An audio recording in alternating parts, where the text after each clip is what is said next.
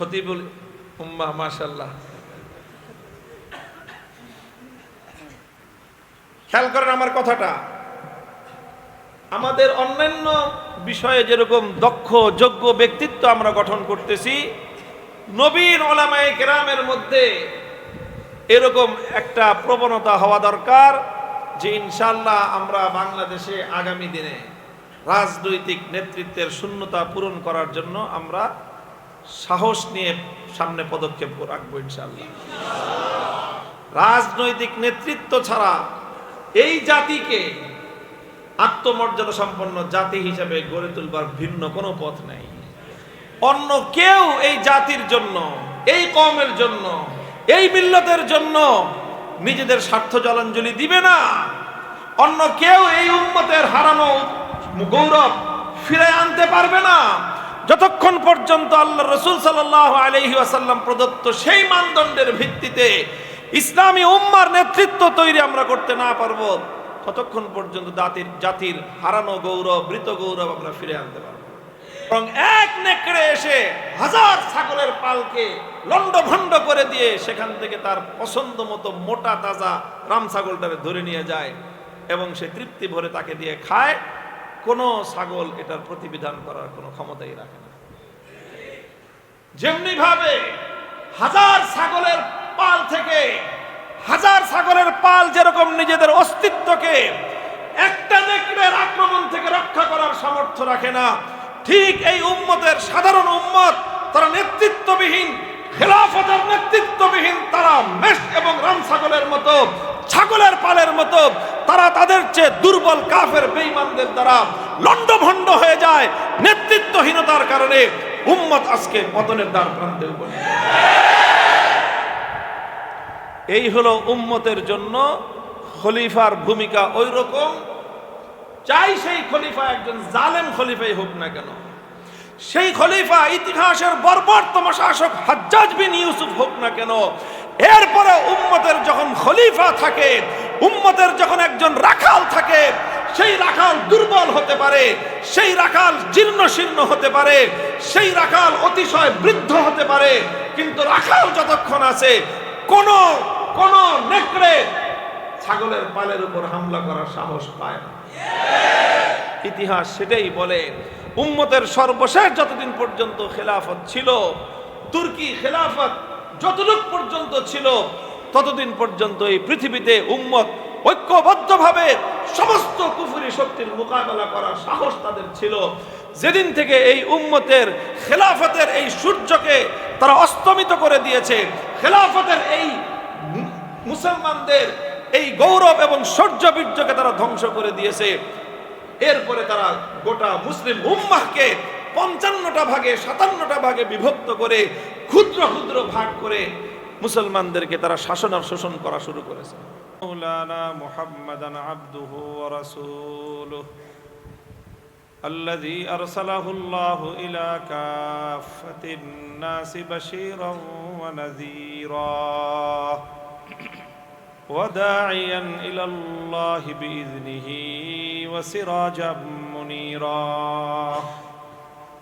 أما بعد فأعوذ بالله من الشيطان الرجيم بسم الله الرحمن الرحيم يرفع الله الذين آمنوا منكم والذين أوتوا العلم درجات وقال رسول الله صلى الله عليه وسلم كانت بنو إسرائيل تسوسهم الأنبياء كلما هلك نبي خلفه نبي ولا نبي بعدي وسيكون خلفاء فتكثر بارك الله لنا ولكم في القرآن العظيم ونفعنا وإياكم بالآيات والذكر الحكيم اللهم صل على محمد وعلى آل محمد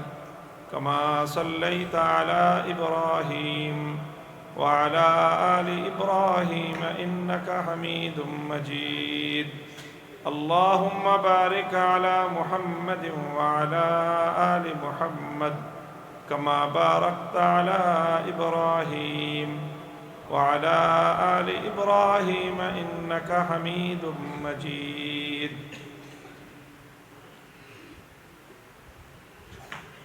نهایت قابل احترام استاد محترم حضرت علام مفتی میزان الرحمن سعید حفظه الله وأطال الله وبارك في عمره وجهوده دیگر حضرات علماء کرام বয়োজ্যেষ্ঠ আমার মুরব্বী সাহেবান আজিজ তালাবা প্রাণপ্রিয় দিন দরদি মুসলমান ভাই ও বন্ধুগণ আমি কোনো ভূমিকা ছাড়াই মূল কথা শুরু করতে চাচ্ছি যেহেতু মজলিসের মধ্যে আমার পাশেই উপবিষ্ট আছেন আমাদের উস্তাদ বাংলাদেশের খ্যাতিমান ইসলামিক স্কলার মুফতি এবং ফকিহ হযরত মুফতি মিজানুর রহমান সাঈদ হাফিজাহুল্লাহ। তো হযরতকে আমি অনুরোধ করব আমি কিছু কথা বলবো তানকিদি নজর নিয়েই হযরত শুনবেন এবং কোনো ইসলাহ থাকলে সেটা যেভাবে মুনাসেব হযরত মনে করবেন সেইভাবে আমাকে তাওয়াজ্জুহ আমার ইসলাহ করে দিবেন। এগুলো আমি কিছু নজরিয়াতি আমাদের যে সমস্ত কার্যক্রম আমরা পরিচালনা করতেছি তার সাথে কিছু নজরিয়াতি মাসায়েলের তাআল্লুক আছে, সেই জাতীয় কিছু কথা আমি বলবো এবং সেই বিষয়গুলো আমাদের বর্তমান যারা নবীন উলামায়ে কেরাম এবং যারা সাধারণ মানুষ আছেন তাদের সকলেরই প্রয়োজন হয়, সকলেই বুঝতে পারে এমনভাবে আমি উপস্থাপন করার চেষ্টা করব ইনশাআল্লাহ। কথা যথেষ্ট সংক্ষিপ্ত করারও চেষ্টা করব যাতে আপনাদের ধৈর্যচ্যুতি না ঘটে। তা আমি প্রথমেই একটা হাদিস পড়েছি আপনাদের সামনে। এই হাদিসটা বুখারী মুসলিম সহ প্রায় হাদিসের সকল কিতাবের মধ্যেই বর্ণিত আছে। এই হাদিসের মধ্যে রাসূল আকরাম সাল্লাল্লাহু আলাইহি ওয়াসাল্লাম হাজার হাজার বছরের আল্লাহ পাক রব্বুল আলামিনের পক্ষ থেকে প্রদত্ত এবং নির্ধারিত একটা ধারাবাহিকতার বর্ণনা দিয়েছেন।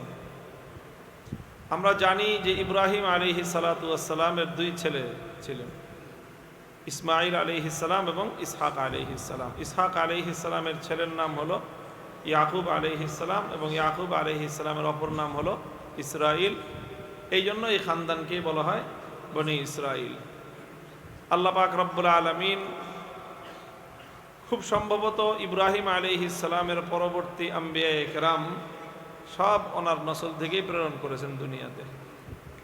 বাকি আর বাইরে থাকতে পারে আমাদের জানা নেই, যতটুকু তারিখ কোরআন হাদিস এবং ইতিহাস থেকে আমরা পাই।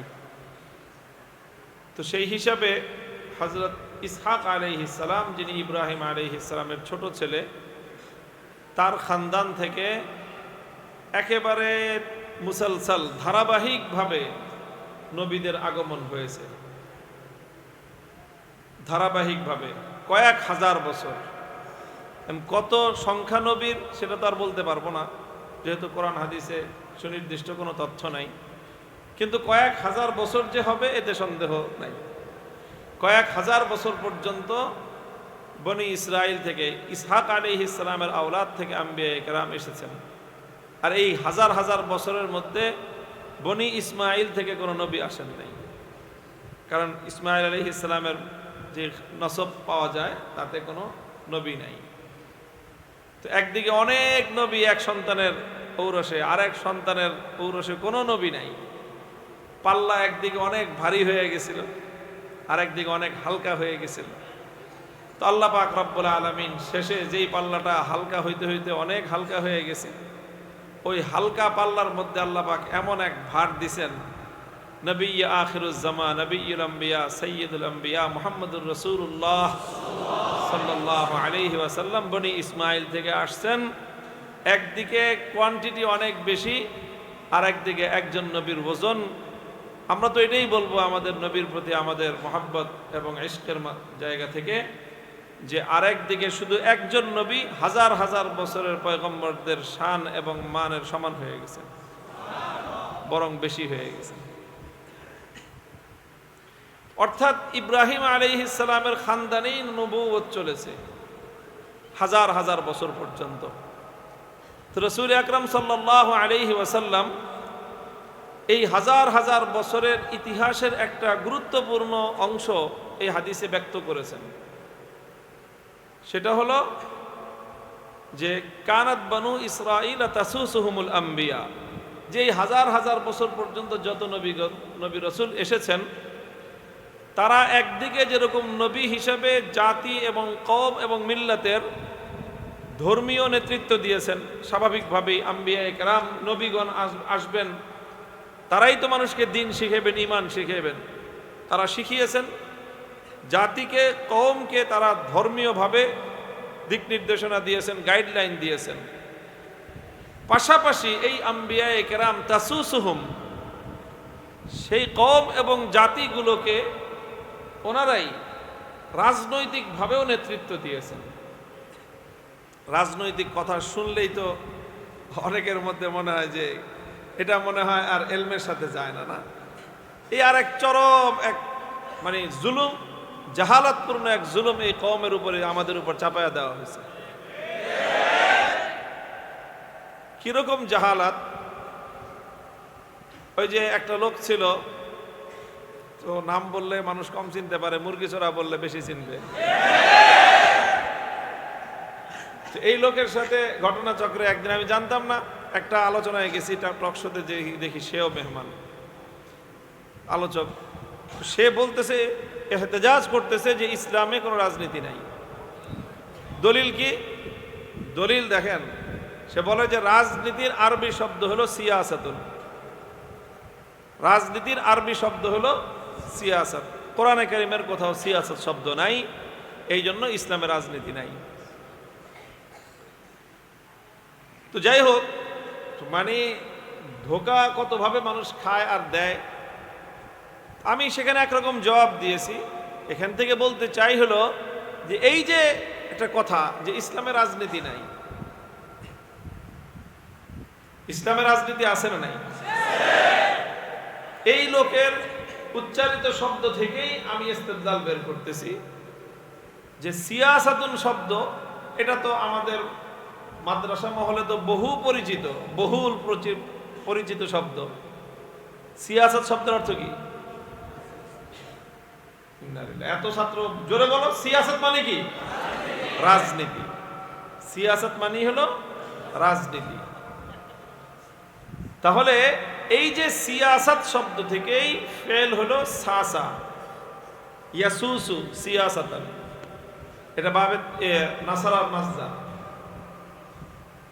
সাসা ইয়াসুসু সিয়াসাতুন থেকেই ওয়াহিদ মুআন্নাসের সিগা হলো তাসুসু মুজারের সিগা।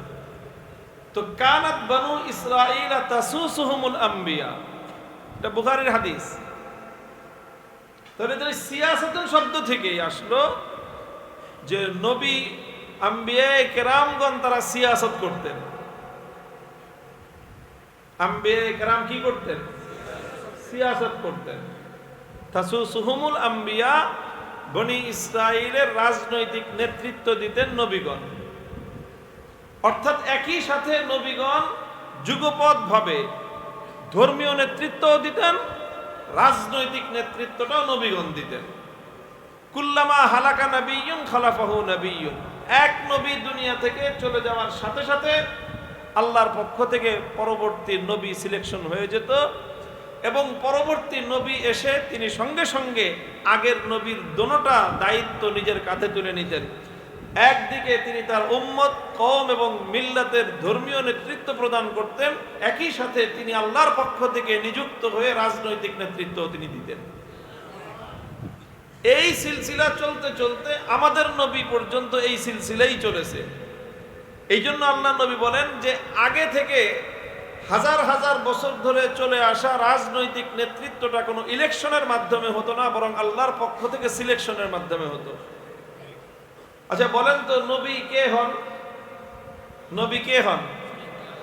আল্লাহর পক্ষ থেকে যিনি প্রাপ্ত হন। দুনিয়ার সমস্ত মানুষ মিলে একজন মানুষকে নবী বানাইতে পারে? আর দুনিয়ার সমস্ত মানুষ যদি কোনো নবীর বিরোধিতা করে, বিরুদ্ধাচরণ করে, তাহলে এতে কি নবীর নবুয়ত ক্যান্সেল হতে পারে? নবুয়ত এটা কেবলমাত্র এটা আল্লাহ পাক রব্বুল আলামিনের ইখতিয়ার। আল্লাহ যাকে ইচ্ছা তাকে নবী বানান। সারা দুনিয়া সেই নবীর মুখালাফত করলেও তার কিছুই আসে যায় না।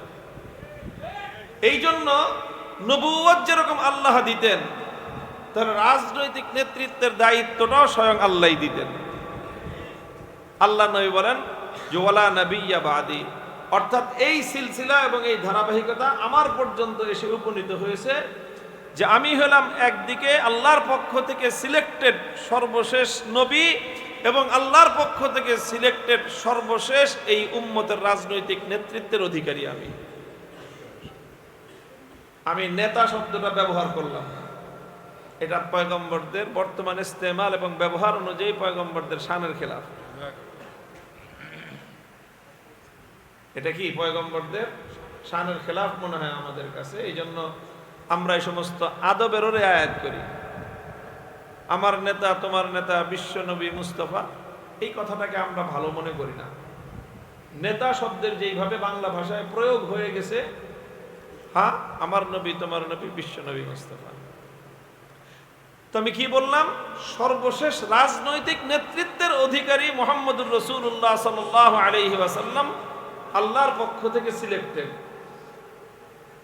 তাহলে নবী যেহেতু সর্বশেষ, তারপরে আর কোন নবী আসবেন না আখেরি নবীর পরে, তাহলে নবীজি তিরোধানের পর আখেরি নবীর ইন্তেকালের মাধ্যমে উম্মতের মধ্যে দুইটা শূন্যতার সৃষ্টি হচ্ছে। কয়টা? দুইটা খালা, দুইটা শূন্যতার সৃষ্টি হচ্ছে।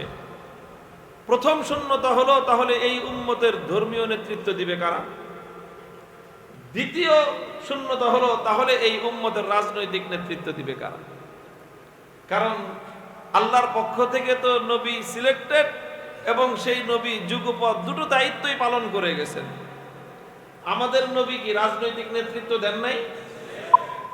আল্লাহর নবী ইন্তেকালের আগে তিনি খেলাফতের পরিধি, খেলাফতকে আমরা রাষ্ট্র শব্দের দ্বারা অনুবাদ করি না, কারণ রাষ্ট্রের আধুনিক যেই ধারণা সেটা একটু ভিন্ন রকমের।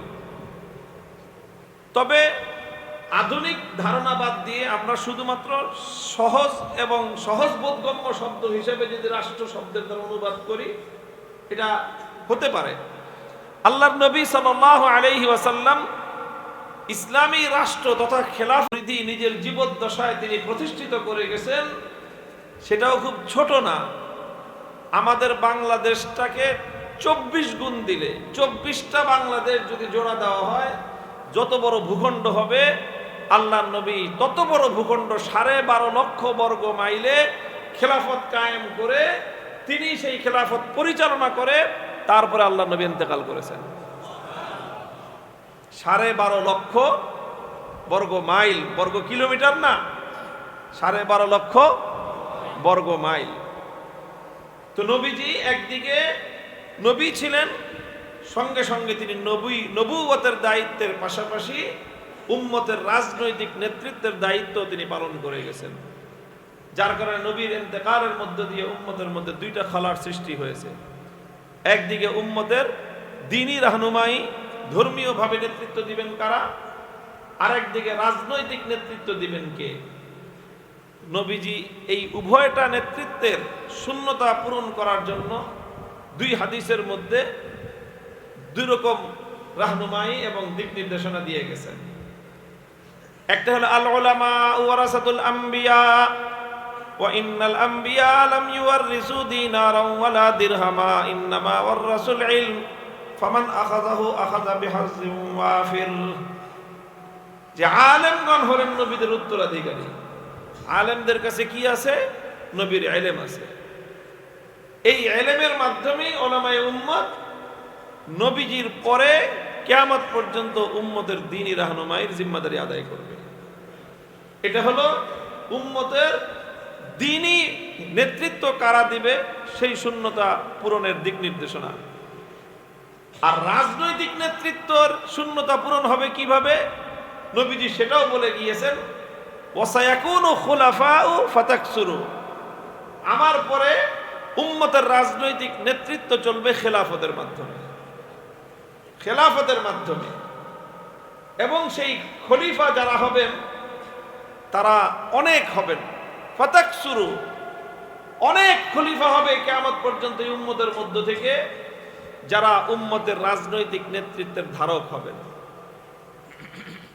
সেই খেলাফত সংখ্যা কত হবে, কত খলিফা হবেন, এটার স্পষ্ট বর্ণনা নাই।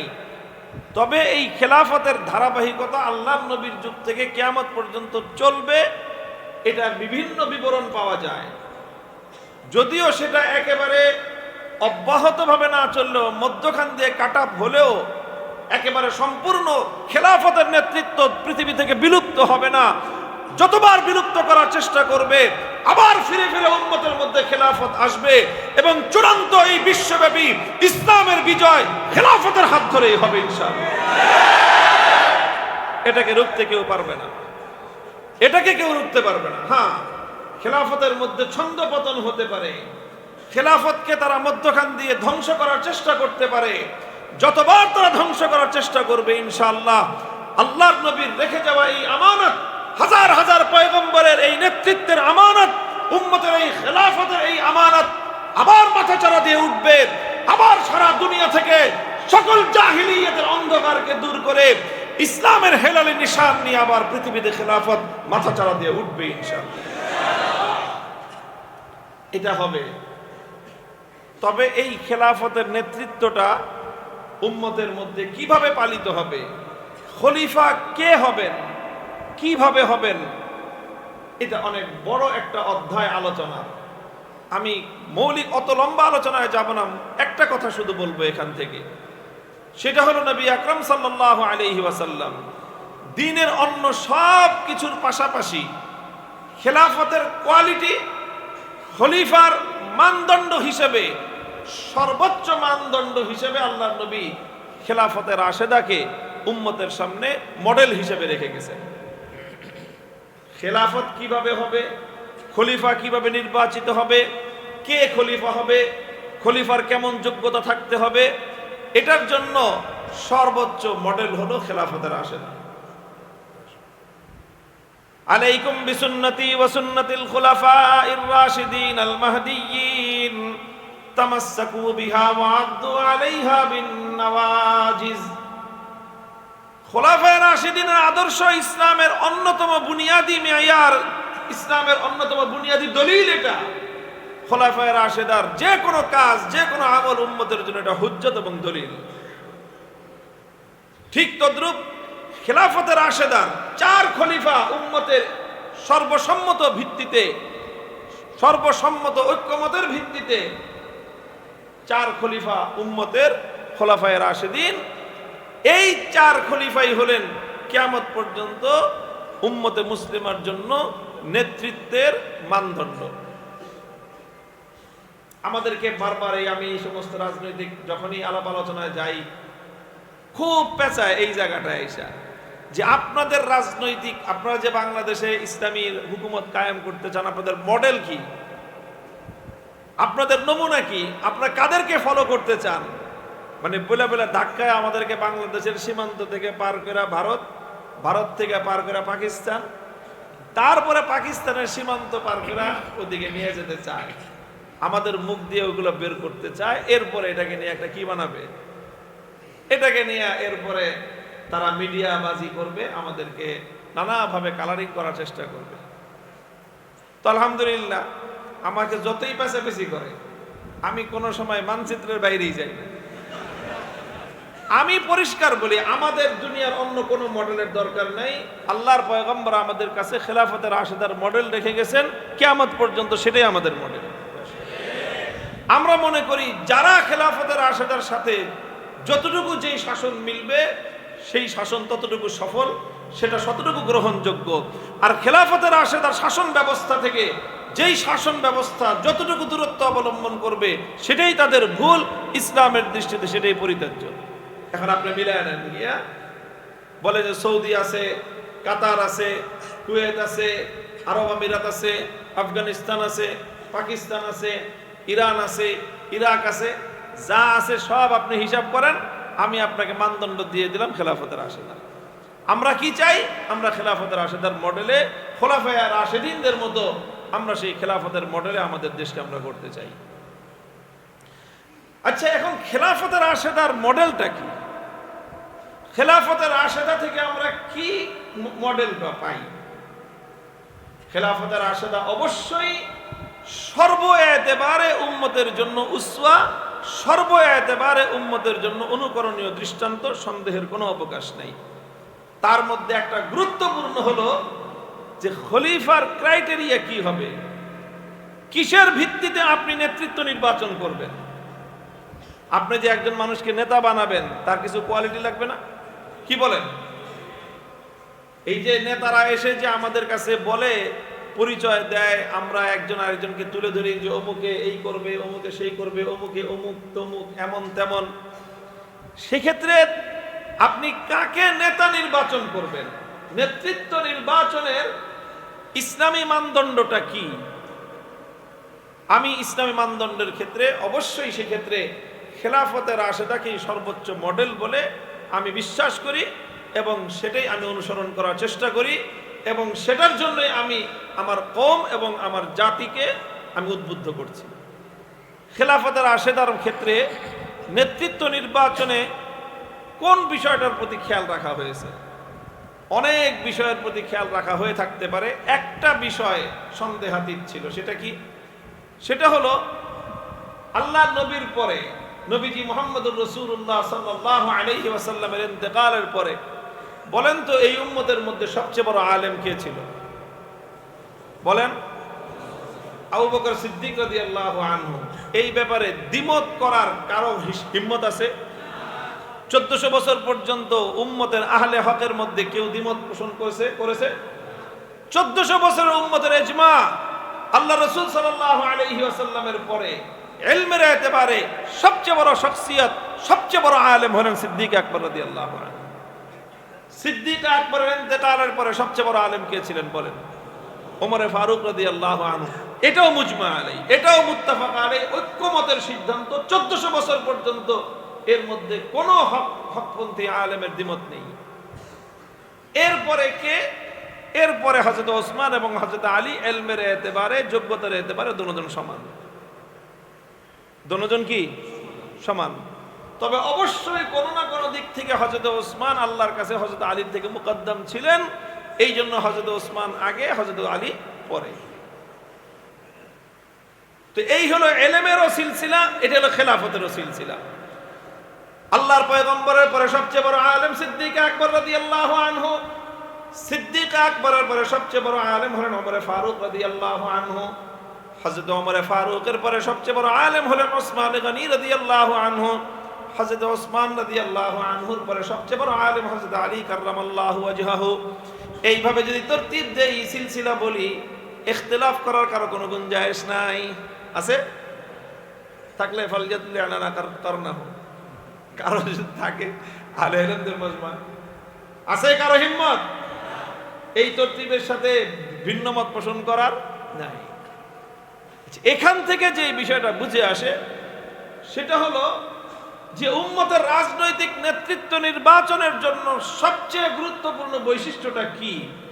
সবচেয়ে গুরুত্বপূর্ণ বৈশিষ্ট্য হলো আল্লাহর নবীর পরে যিনি সবচেয়ে বড় আলেম সিদ্দিক আকবর রাদিয়াল্লাহু আনহু, তিনি একদিকে মসজিদ নববীর ইমাম, সঙ্গে সঙ্গে তিনিই হলেন উম্মতের রাজনৈতিক নেতা। সিদ্দিক আকবরের পরে এই উম্মতের সবচেয়ে বড় আলেম হলেন ওমর ফারুক রাদিয়াল্লাহু আনহু। একই সাথে তিনি মসজিদ নববীর ইমাম, একই সাথে তিনি উম্মতের রাজনৈতিক নেতা, খলিফা। হযরত ওমরের পরে উম্মতের সবচেয়ে বড় আলেম ওসমান গনি রাদিয়াল্লাহু আনহু। একই সাথে তিনি মসজিদ নববীর ইমাম, একই সাথে তিনি উম্মতের রাজনৈতিক নেতা, তিনি খলিফা। হযরত ওসমানের পরে উম্মতের সবচেয়ে বড় আলেম হলেন হযরত আলী কাররামাল্লাহু ওয়াজহাহু। একই সাথে তিনি এই উম্মতের মসজিদের ইমাম, একই সাথে তিনি উম্মতের রাজনৈতিক নেতা, তিনি হলেন খলিফা। এ থেকে বোঝা যায় উম্মতের রাজনৈতিক নেতৃত্বের জন্য সবচেয়ে গুরুত্বপূর্ণ বুনিয়াদি বৈশিষ্ট্য হলো ইলম থাকতে হবে। খেলাফতের রাশেদার মেয়ার এবং মানদণ্ড অনুযায়ী এলেম থাকতে হবে রাজনৈতিক নেতৃত্বের জন্য। এখন রাজনৈতিক নেতৃত্বের জন্য কি কি ধরনের এলেম থাকতে হবে সেটা অনেক লম্বা আলোচনার বিষয়, কিন্তু বুনিয়াদি দুইটা বিষয়ের মধ্যে তো কোনো দ্বিমত করার অবকাশ নেই। এক নম্বর হলো কোরআন এবং হাদিসের একেবারে পিওর গভীর এলেম থাকতে হবে। সঙ্গে সঙ্গে কোরআন এবং হাদিসের মাধ্যমে যেই সমাজে যেই যুগে সে নেতৃত্ব দিবে সেই সমাজ এবং সেই যুগটা সম্পর্কে তার সম্যক অবগত থাকতে হবে। এই দুইটা জিনিস বিভিন্ন কারায়ন এবং অন্যান্য অনেক আলোচনার মাধ্যমে এই দুইটা বিষয় নিশ্চিত। প্রথম বৈশিষ্ট্য কি বললাম? কোরআন এবং হাদিসের গভীর এলেম থাকতে হবে।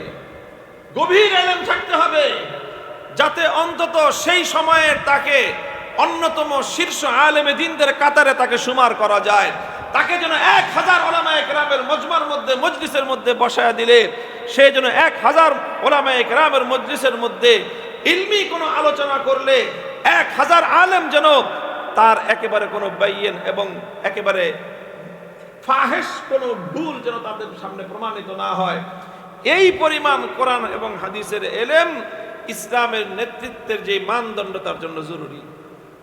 দ্বিতীয় হলো এটাও জরুরি, মাল্লাম ইয়ারিফ আহলা জামানিহি ফাহুয়া জাহিলুন। আমাদের ফুকাহায়ে কেরামের যে মেয়ার সেই মানদণ্ডের ভিত্তিতে এটাও বলা যায় যে পাশাপাশি সমাজ সভ্যতা রাষ্ট্র এবং বিশ্ব ব্যবস্থা সম্পর্কে মোটামুটি একটা জ্ঞান তার থাকতে হবে।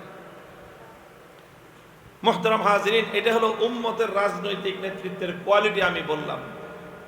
এবার কথা আমার শেষ দিকে, মূল কথাটা আমি এখনই বলতেছি, সেটা হলো এই উম্মতের জন্য নেতৃত্ব এবং খেলাফতের গুরুত্বটা কতটুকু। এই উম্মতের জন্য খেলাফত এবং নেতৃত্বের গুরুত্বটা ঠিক ওরকম একটা মেষপালের জন্য একটা রাখালের যেরকম গুরুত্ব। একটা মেষপাল, মেষ বুঝেন? কারে কয়? মহিষরে কয় না মিয়া, বাংলা মহিষরে মেষ বলে না, মেষ বলা ছাগল রে। মেষ বলে কাকে?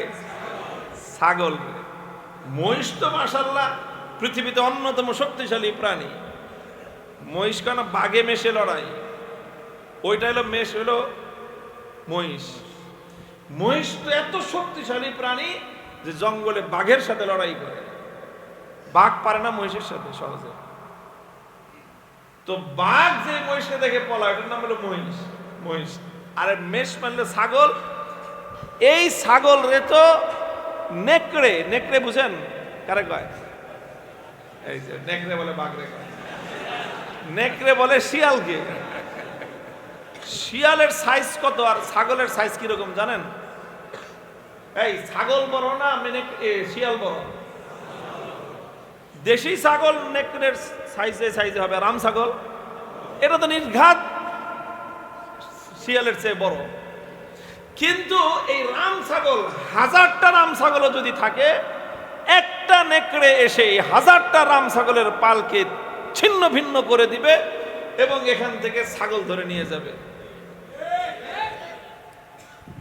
যদি এই মেষপালকে রক্ষণাবেক্ষণ করার জন্য একজন রাখাল না থাকে। কয়জন রাখাল? একজন রাখাল যদি না থাকে, 1000টা ছাগল একটা নেকড়ের মোকাবেলা করতে পারে না। 1000 ছাগল, অথচ এই ছাগলগুলো যদি ঘুরে দাঁড়াইতো, আর সব ওদের মাথার মধ্যে আল্লাহ পাক যেই হাতিয়ার দিয়েছেন ছাগলের মাথায়, কি দিয়েছেন? এই শিংটা যদি একটু সোজা করে এই নেকড়ের পেটের মধ্যে মারে, তো একটা ছাগলের সাথেই একটা নেকড়ে পারার কথা না। কিন্তু যখন এই মেষপাল ছাগলের পালে যখন রাখাল থাকে না, তো 1000টা ছাগল মিলে একটা নেকড়ের মোকাবেলা করতে পারে না, বরং এক নেকড়ে এসে 1000 ছাগলের পালকে লন্ডভন্ড করে দিয়ে সেখান থেকে তার পছন্দ মতো মোটা তাজা রাম ছাগলটাকে ধরে নিয়ে যায় এবং সে তৃপ্তি ভরে তাকে দিয়ে খায়। কোনো ছাগল এটার প্রতিবিধান করার কোনো ক্ষমতাই রাখে না। যেমনি ভাবে 1000 ছাগলের পাল থেকে 1000 ছাগলের পাল যেরকম নিজেদের অস্তিত্বকে একটা নেকড়ের আক্রমণ থেকে রক্ষা করার সামর্থ্য রাখে না, ঠিক এই উম্মতের সাধারণ উম্মত তারা নেতৃত্ববিহীন খেলাফতের নেতৃত্ববিহীন তারা মেষ এবং রাম ছাগলের মতো, ছাগলের পালের মতো তারা তাদের চেয়ে দুর্বল কাফের বেঈমানদের দ্বারা লণ্ডভণ্ড হয়ে যায়। নেতৃত্বহীনতার কারণে উম্মত আজকে পতনের দ্বার প্রান্তে উপনীত। এই হলো উম্মতের জন্য খলিফার ভূমিকা ওই রকম, চাই সেই খলিফা একজন জালেম খলিফাই হোক না কেন, সেই খলিফা ইতিহাসের বর্বরতম শাসক হাজ্জাজ বিন ইউসুফ হোক না কেন, এরপরে উম্মতের যখন খলিফা থাকে, উম্মতের যখন একজন রাখাল থাকে, সেই রাখাল দুর্বল হতে পারে, সেই রাখাল জীর্ণ শীর্ণ হতে পারে, সেই রাখাল অতিশয় বৃদ্ধ হতে পারে, কিন্তু রাখাল যতক্ষণ আছে কোন কোন নেকড়ে ছাগলের পালের উপর হামলা করার সাহস পায় না। ইতিহাস সেটাই বলে। উম্মতের সর্বশেষ যতদিন পর্যন্ত খেলাফত ছিল, তুর্কি খেলাফত যতদিন পর্যন্ত ছিল, ততদিন পর্যন্ত এই পৃথিবীতে উম্মত ঐক্যবদ্ধভাবে সমস্ত কুফরি শক্তির মোকাবেলা করার সাহস তাদের ছিল। যেদিন থেকে এই উম্মতের খেলাফতের এই সূর্যকে তারা অস্তমিত করে দিয়েছে, খেলাফতের এই মুসলমানদের এই গৌরব এবং শৌর্যবীর্যকে তারা ধ্বংস করে দিয়েছে, এরপরে তারা গোটা মুসলিম উম্মাহকে ৫৫টা ভাগে ৫৭টা ভাগে বিভক্ত করে ক্ষুদ্র ক্ষুদ্র ভাগ করে মুসলমানদেরকে তারা শাসন আর শোষণ করা শুরু করেছে। মুহতারাম হাজিরিন, এরপরে আমার কথা হলো, আমার আহ্বান হলো এই মুসলমানদেরকে আবার তাদের সেই হারানো নেতৃত্ব ফিরিয়ে আনতে হবে। হারানো নেতৃত্ব ফিরিয়ে আনতে হবে। কারা ফিরিয়ে আনবে? আমি আমার আলোচনা এতক্ষণ ধরে যেটা বললাম সেটা হলো এই উম্মতের নেতৃত্বের যে মেয়ার এবং যে মানদণ্ড, খেলাফতের রাশেদা থেকে আমরা যে নেতৃত্বের মানদণ্ড পাই, সেই নেতৃত্ব হলো এলেমের ভিত্তিতে নেতৃত্ব হবে। তাহলে ওলামায়ে কেরাম এলেমের ভিত্তিতে নেতৃত্ব দিবেন। তাহলে নেতৃত্ব যখন হারানো গেছে, তাহলে এই নেতৃত্ব উদ্ধার করবে পাবলিকে। হ্যাঁ, তাহলে এই নেতৃত্ব উদ্ধার করার জন্য আলেমদেরকে এই ভূমিকা পালন করতে হবে।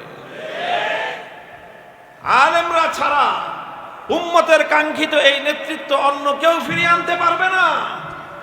উম্মতের কাঙ্ক্ষিত নেতৃত্ব সহি আলেম ছাড়া হতে পারে না। বড় সংগঠন হতে পারে, দুনিয়ার অনেক আসবাব জমা করতে পারে, দুনিয়ার বহু কিছুর দিক থেকে শক্তিমান হতে পারে, দুনিয়ার সকল দিক থেকে তারা সমৃদ্ধ হতে পারে। আল্লাহর কসম, এই উম্মতের মুক্তি আসবে যে নেতৃত্বের মাধ্যমে, সেই নেতৃত্ব এলেমের দিক থেকে অত্যন্ত গভীর এবং অত্যন্ত মজবুত শক্তিশালী হবে। এছাড়া উম্মতের মুক্তির কোনো পথ নাই। অনেকে হীনমন্যতায় ভুগে, অনেকে হীনমন্যতায় ভুগে। আলহামদুলিল্লাহ, আমার এই ব্যাপারে সরহে সদর আছে। অনেকে মনে করে আমরা অনেক দুর্বল, আমরা বিক্ষিপ্ত, আমাদের মধ্যে অনেক ইখতিলাফ। আমি সব দুর্বলতা মানি, কিন্তু এরপরও বিশ্বাস করি আমি এই জমিনের মধ্যে গোটাই পাক ভারত উপমহাদেশে ওলামায়ে দেওবন্দ ছাড়া জামাতি ভাবে একটা মুস্তাকিল জামাত হিসেবে আর কেউ কোন জামাত এইভাবে ইলমকে ধারণ করে নাই। এই জন্য এই ওলামায়ে উম্মত, ওলামায়ে দেওবন্দ ছাড়া, হ্যাঁ, এলেমের আরো কিছু মার্কাজ আছে, এলেমের আরো কিছু মার্কাজ আছে। এলেমের বাকি যত মার্কাজ, যারা যারা এলেমের চর্চা করে তারা আর কেউ সিয়াসত করে না। এইটা জটিল একটা কথা। এটা আমি উদারতার ভিত্তিতেই বললাম। আমি অন্য যারা এলেমের চর্চা করে তাদের এলেমকে আমি কোনোভাবেই অসম্মান করলাম না। এলেমের চর্চা আরো বিভিন্ন মাক্তাবায়ে ফিকহ থেকে হয়, যাদের সাথে আমাদের বিভিন্ন ইখতিলাফাত আছে। তারাও কোরআন হাদিস সহ গভীর এলেমের চর্চা করে, আমি স্বীকার করি। তবে আমি যেটা বলি সেটা হলো, গভীর এলেমের চর্চা করে এইরকম সম্প্রদায় বা এরকম জামায়াত তারা আবার সিয়াসত করে, সিয়াসত করাটাকে তারা জরুরি মনে করে। আমাদের এই হিন্দু পাক বাররে সগীর এই উপমহাদেশের মধ্যে এইরকম জামাত একমাত্র ওলামায়ে দেওবন্দ। এইবার আপনারা এটাকে নিয়ে ওলামায়ে কেরাম যারা তাহকিক করে দেখো, যে এলেমও আছে, সিয়াসতও আছে, ওলামায়ে দেওবন্দ ছাড়া অন্তত এই হিন্দু বার্রে সগীর এই উপমহাদেশের মধ্যে আর কোনো জামাত পাবা না। তাহলে খোলাসা কি দাঁড়াইল? তাহলে এই ওলামায়ে দেওবন্দকেই খোলাফায়ে রাশেদার সেই মেয়ারের ভিত্তিতে উম্মতের রাজনৈতিক নেতৃত্ব ফিরিয়ে আনতে হবে। এখন এটা কেমনে করব আমরা? এটা হলো আমার সর্বশেষ এই আলোচনার পরে একটা প্রস্তাবনা থাকে, যে দীর্ঘ আলোচনার পরে একটা প্রস্তাবনা থাকে না? এই প্রস্তাবনা ছাড়া আলোচনা তো কোনো কনক্লুশন বা কোনো নতিজায় আসে না। তাই আমি দাওরায়ে হাদিস পড়েছি 1995 সালে, 1414-15 হিজরিতে। আমাদের দাওরায়ে হাদিস যখন আমরা ফারেক হয়েছি, ওই বছর দাওরায়ে হাদিসে আমাদের বেফাকে পরীক্ষার্থী ছিল 3000-এর মতো, কিছু বেশি। আর এর বাইরে হাটহাজারি তখন ছিল না বেফাকে, পটিয়া ছিল তখন বেফাকে। তো হাটহাজারি যেহেতু ছিল না, তো সর্বোচ্চ হাটহাজারিতে তখন 1200-1300 ছাত্র থাকতো, বা 1000-এর কিছু এরকম। তো সব মিলে আমি ধরতে পারি বাংলাদেশে 5000। আমাদের আজ থেকে 31 বছর আগের কথা বলতেছি, 5000 ছাত্র দাওরা ফারেক হতো। এবার দাওরায়ে হাদিসের পরীক্ষার্থী কত? 35,000। কত হাজার? 31 বছরে 5000 থেকে আসছে 35,000। আগামী 3 বছর এটা 50,000-এ যাবে ইনশাআল্লাহুল আজিজ। আমার কথা হলো এই যে এক সময় আমরা ওলামায়ে দেওবন্দ যারা যারা ফারেক হয়েছেন তারা সকলেই নবুয়তের নবীজির ইন্তেকালের পরে শূন্যতা সৃষ্টির প্রথম শূন্যতাটা, প্রথম গ্যাপটা ফিল আপ করার জন্য আমরা সব মিলে চেষ্টা করেছি।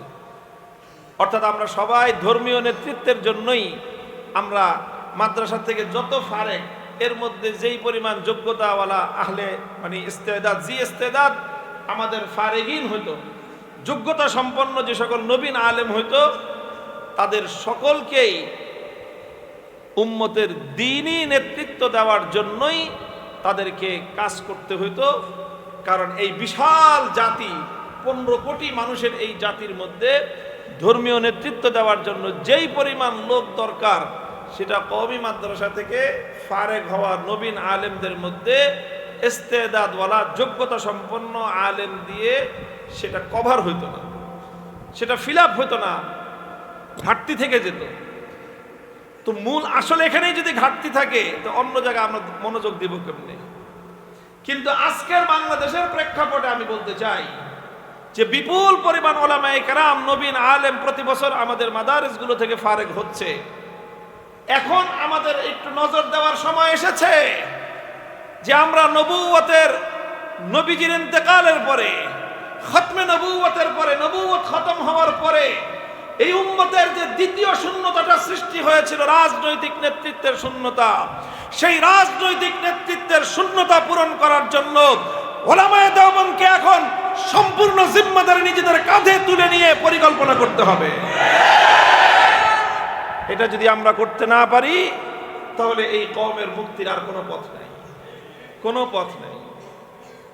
কাজেই এই জন্য বড় বড় যে সমস্ত মারকাজগুলো আছে, আমাদের ইলমি মারাকেজ, যত বড় ইলমি মাদারেস যেগুলো আছে, মুফাক্কিরিন ওলামায়ে কেরাম যারা আছেন, আহলে তাহকিক ওলামায়ে কেরাম যারা আছেন, ওনাদের বড় জিম্মাদারি হলো এটা যে নবীন যে সকল ওলামারা আসতেছেন তাদের মধ্যে বাছাই করা। সর্বপ্রথম ইলমি ইস্তেদাদ লাগবে। দুর্বল এলেম দিয়ে আজকের এই কঠিন সময়ে রাজনৈতিক নেতৃত্ব যথাযথভাবে কঠিন হবে, সম্ভব না। ইলমি ইস্তেদাদ, আখলাকি, তাদের মধ্যে উৎকর্ষতা, আলী হিম্মত। তবে এইভাবে এই 3 সিফাত যাদের মধ্যে থাকবে, সাহসী হবে, উত্তম চরিত্রের অধিকারী হবে, লোভী হবে না, দুর্নীতি পরায়ণ হবে না, সুযোগ পাইলেই নিজের ব্যক্তিগত চরিতার্থ, ব্যক্তিগত খায়সাত চরিতার্থ করবে, এমন যেন না হয়। স্বভাবগতভাবে সাহসী, স্বভাবগতভাবে উন্নত চরিত্র, স্বভাবগতভাবে এবং যোগ্যতাগতভাবে তারা আলী ইস্তেদাদ, এই জাতীয় নবীন আলেমদেরকে বাছাই করে তাদেরকে আগামীর সিয়াসি নেতৃত্বের জন্য প্রস্তুত করতে হবে। এটা আজকের এই উম্মতের অনেক বড় ফরিজা, অনেক বড় দায়িত্ব, জিম্মাদারি।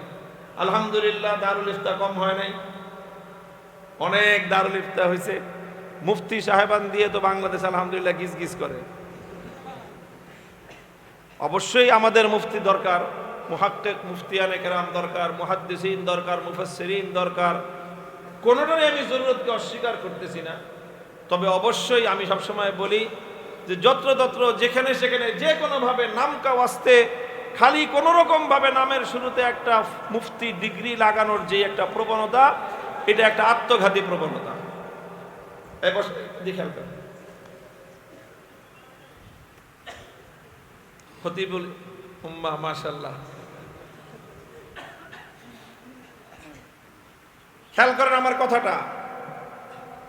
আমাদের অন্যান্য বিষয়ে যেরকম দক্ষ যোগ্য ব্যক্তিত্ব আমরা গঠন করতেছি, নবীন উলামায়ে কেরামের মধ্যে এরকম একটা প্রবণতা হওয়া দরকার যে ইনশাআল্লাহ আমরা বাংলাদেশে আগামী দিনে রাজনৈতিক নেতৃত্বের শূন্যতা পূরণ করার জন্য আমরা সাহস নিয়ে সামনে পদক্ষেপ রাখবো ইনশাআল্লাহ। রাজনৈতিক নেতৃত্ব ছাড়া এই জাতিকে আত্মমর্যাদা সম্পন্ন জাতি হিসেবে গড়ে তুলবার ভিন্ন কোনো পথ নেই। অন্য কেউ এই জাতির জন্য, এই কওমের জন্য, এই মিল্লতের জন্য নিজেদের স্বার্থ জলাঞ্জলি দিবে না।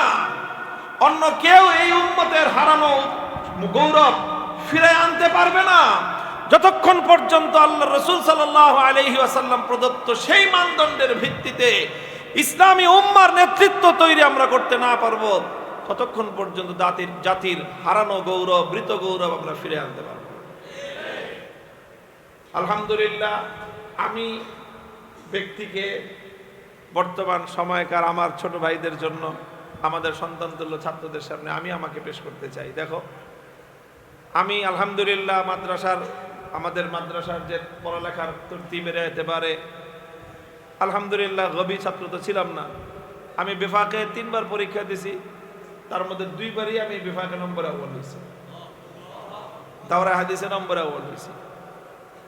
নম্বর আউয়াল হওয়ার পরে শেখুল হাদিস রহমতুল্লাহ আলাইহি, আমার আব্বাজান রহমতুল্লাহ আলাইহির তামান্না ছিল যে ওনার আওলাদদের মধ্যে কেউ বুখারীর দর্সের সাথে তাদরিসের খেদমত করুক। তো আমার পরের বছর থেকেই শেখ বুখারী শরীফের দর্সের খেদমতে বসায় দিয়েছেন। এগুলোও করেছি, অন্যান্য কাজও করেছি, কিন্তু মুসালসালভাবে আমি রাজনীতি করে আসতেছি, মুসালসালভাবে রাজনীতি করে আসতেছি। রাজনীতিটা যতটা না তাত্ত্বিক, তার চেয়ে অনেক বেশি একটা প্র্যাকটিক্যাল সাবজেক্ট। এটাকে প্র্যাকটিস করতে হবে, এটাকে বাস্তব অনুশীলন করতে হবে। এটা আমি মনে করি আমাদের অনেকের মধ্যে এই ব্যাপারে খামখেয়ালি আছে। মনে করে রাজনীতি একটা জিনিস ফালতু লোকদের কাজ। এই ফালতু লোকদের কাজ মনে করে করে আজকে আমরা আমাদের রাজনৈতিক নেতৃত্বকে দুর্বল করে তুলেছি। ফালতু লোকের কাজ রাজনৈতিক নেতৃত্ব না। দুনিয়াতে সবচেয়ে তীক্ষ্ণ মেধার কাজ হলো রাজনীতি করা। এটার জন্য এলেমের যেরকম দরকার, পুঁথিগত জ্ঞানের যেরকম দরকার, কিতাবি এলেমের যেরকম দরকার, ঠিক তদ্রূপ এটার জন্য প্র্যাকটিক্যাল এলেমেরও দরকার। এটার সাথে মুমারাসাতের প্রয়োজন। বছরের পর বছর, যুগের পর যুগ মুমারাসাতের মাধ্যমে এই দক্ষতাটা অর্জন হয়, এরপরে একটা কাঙ্ক্ষিত মানের নেতৃত্ব তৈরি হয়। এটা এত সহজ না যত সহজ আর যত মাগনা আমরা মনে করতেছি। তো ইনশাআল্লাহ আমরা যে পারবো, ওলামায়ে উম্মত যে পারবেন, এটা তো আজকে সারা দুনিয়ার সামনে প্রমাণিত এক সত্য। এই ওলামারাই তো করতেছেন, আলহামদুলিল্লাহ করতেছেন। তো ওলামারা তো করতেছেন। এই দেখা যায় আমার ড্রেস, এই পাঞ্জাবি এবং এই যে কোট, এটা সব ওলামাদের দেশে বানানো,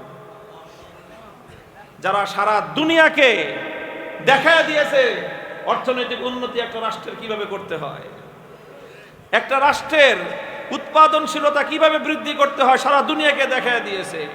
সারা দুনিয়ার সমস্ত কুফরি শক্তিগুলোকে তোয়াক্কা না করে কিভাবে একটা স্বাধীন, একটা আত্মমর্যাদা সম্পন্ন জাতি গঠন করা যায়, এই হুজুররাই দেখায় দিয়েছে।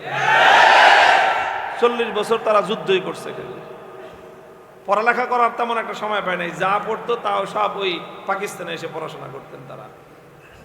এখন তারা সেখানে সমস্ত পড়াশোনা এলমের এমন এমন মার্কাজ করছে। দারুল ইফতা, আমরা তো মনে করি যে হুজুরদের দারুল ইফতা করা করি, সেখানকার দারুল ইফতা দেখে আসলাম। দারুল ইফতার নাম তো শুধু দারুল ইফতা না, দারুল ইফতা ওয়াল কাজা, সব দারুল ইফতা ওয়াল কাজা।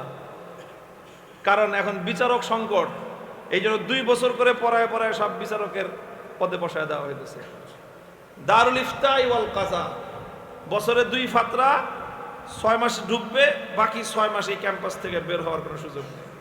একদম 5 তলা বিল্ডিং, নিচতলা তালা মারা, এমন করা করি। মানে মক্তবের ছাত্র এত করা করি নাই, কারণ 40 বছর তাদের এলমের করতে পারে নাই, তারা অনেক শূন্যতা সৃষ্টি হয়ে গেছে। এখন এরকম যোগ্য যোগ্য লোক তৈরি করার জন্য তারা চেষ্টা করতেছেন এবং এমন এক বিচার ব্যবস্থা তারা কায়েম করেছেন। সুবহানাল্লাহি ওয়া বিহামদিহি।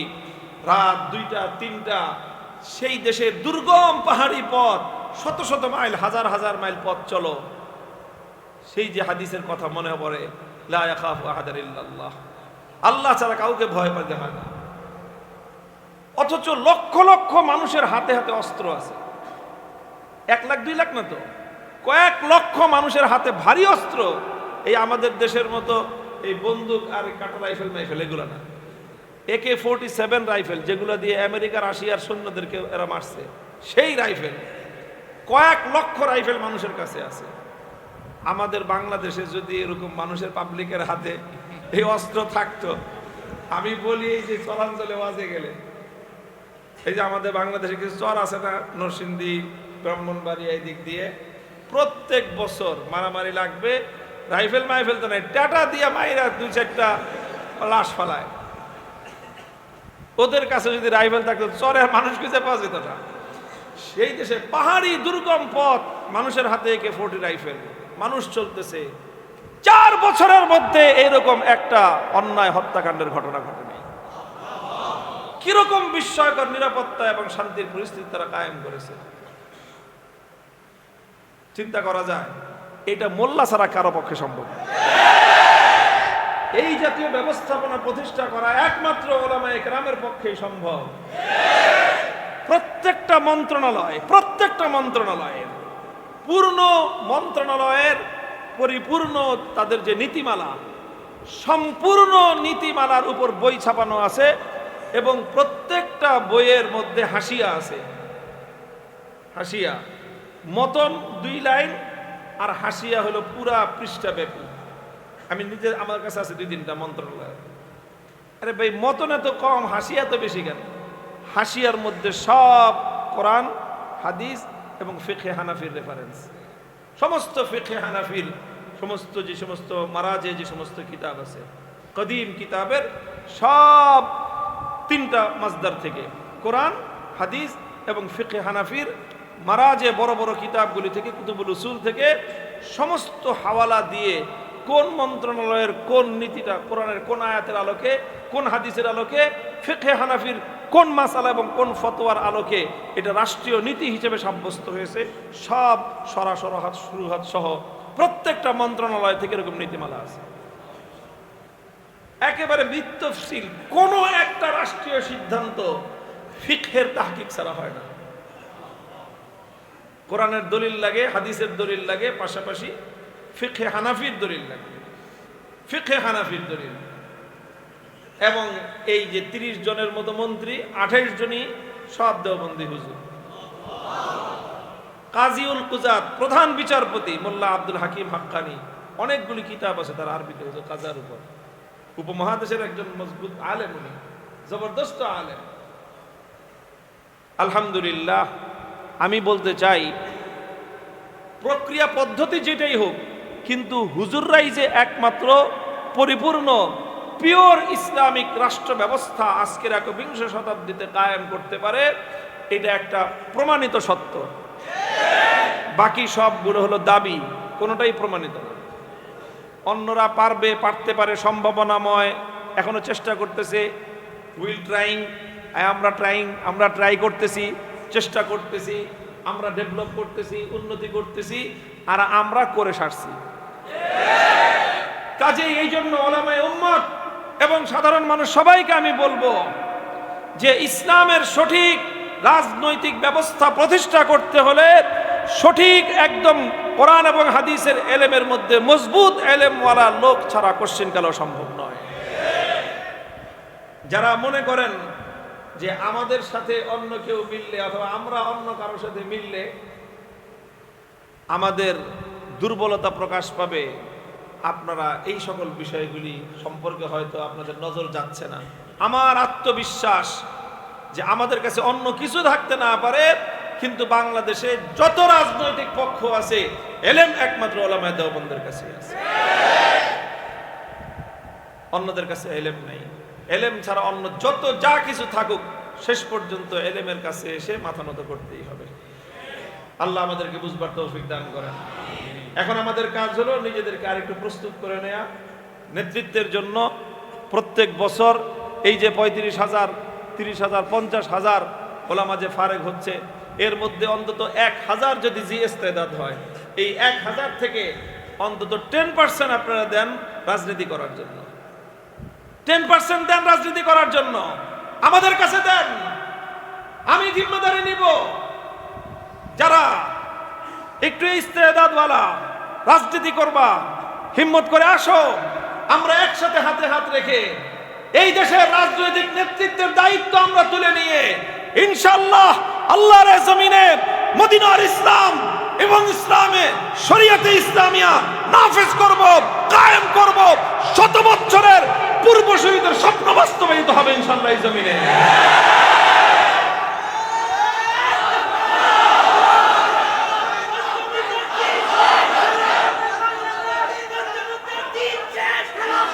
আল্লাহ পাক রব্বুল আলামিন আমাদেরকে তৌফিক দান করেন, আমরা যেন ঠিক এইভাবেই আসলে শুধু জজবার সাথে নয়, বরং ফিকিরের সাথে খুব গভীর বুর্দবারি সঞ্জিদগির সাথে আমাদেরকে উম্মতের এই মহান জিম্মাদারি আমাদেরকে কাঁধে তুলে নিতে হবে। আল্লাহ পাক এই উম্মতের এই জিম্মাদারি আদায় করার তৌফিক উম্মতকে দান করেন। ওয়া আখিরু দাওয়ানা আলহামদুলিল্লাহি রাব্বিল আলামিন।